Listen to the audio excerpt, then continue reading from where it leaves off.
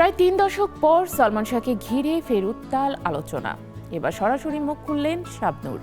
রিজভী আহমেদের প্রেম, বিয়ে ও ব্ল্যাকমেলের দাবিকে বানোয়াট বলে উড়িয়ে দিয়েছেন এই অভিনেত্রী। তার দাবি, সালমান ছিলেন বড় ভাইয়ের মতো। কিন্তু এত বছর পর কেন তাকে জড়িয়ে এমন বক্তব্য? এর পেছনে কি আছে অন্য কোনো উদ্দেশ্য? সত্য জানতে এবার সবার নজর তদন্তের দিকে।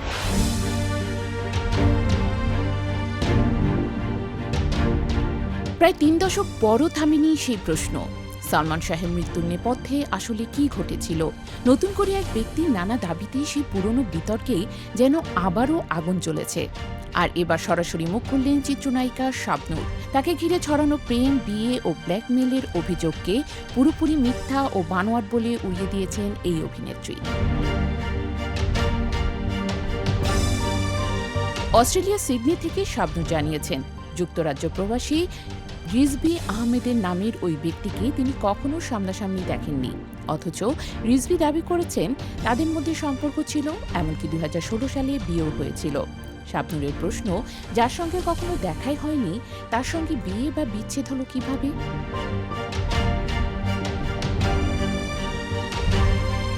রিজভীর বক্তব্য নিয়ে রীতিমতো বিস্মিত শাবনূর। তার ভাষ্য, কখনো তাকে সালমান শাহকে ব্ল্যাকমেল করার অভিযোগে অভিযুক্ত করা হচ্ছে, আবার কখনো তাদের সম্পর্ক ও বিয়ের গল্প বলা হচ্ছে।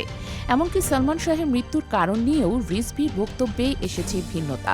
এক এক সময় এক এক ধরনের দাবি কেন, এ প্রশ্নই এখন সামনে আনছেন শাবনূর। তবে সবচেয়ে গুরুত্বপূর্ণ বিষয়, সালমান শাহের সঙ্গে নিজের সম্পর্কটি স্পষ্ট করেছেন এই অভিনেত্রী।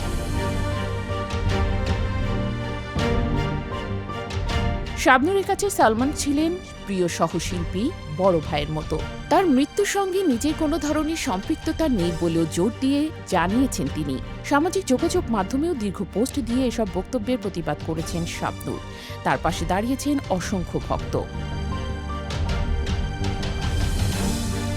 অনেকেই দাবি করেছেন, সালমান শাহের মৃত্যুর প্রকৃত সত্য উদ্ঘাটনে নিরপেক্ষ তদন্ত প্রয়োজন। এর মধ্যে ঘটেছে আরেকটি গুরুত্বপূর্ণ ঘটনা। সালমান শাহ হত্যা মামলার আসামি অভিনেতা আশরাফুল হক ওরফে ডন শাহজালাল আন্তর্জাতিক বিমানবন্দর থেকে গ্রেপ্তার করেছে ইমিগ্রেশন পুলিশ। পরে তাকে সিআইডির কাছে হস্তান্তর করা হয়। ফলে পুরনো এই মামলাকে ঘিরে নতুন করে তৈরি হয়েছে নানা প্রশ্ন। ১৯৯৬ সালে ৬ সেপ্টেম্বর ঢাকার ইস্কাটনের বাসা থেকে উদ্ধার করা হয় সালমান শাহের মৃতদেহ। এরপর প্রায় ৩ দশক ধরে তার মৃত্যুর প্রকৃত কারণ নিয়ে বিতর্ক থামেনি। গত বছর আদালতের নির্দেশে হত্যা মামলা হওয়ার পর সেই তদন্ত এখন নতুন পর্যায়ে। শাবনূরের একটাই চাওয়া, নিরপেক্ষ ও পূর্ণাঙ্গ তদন্তের মাধ্যমে বেরিয়ে আসুক সালমান শাহের মৃত্যুর প্রকৃত সত্য। কিন্তু প্রশ্ন থেকেই যাচ্ছে, এত বছর পর সামনে আসা নতুন নতুন দাবি কি সত্যি রহস্যের কোনো জট খুলবে, নাকি আরও ঘনীভূত করবে সেই অমীমাংসিত অধ্যায়?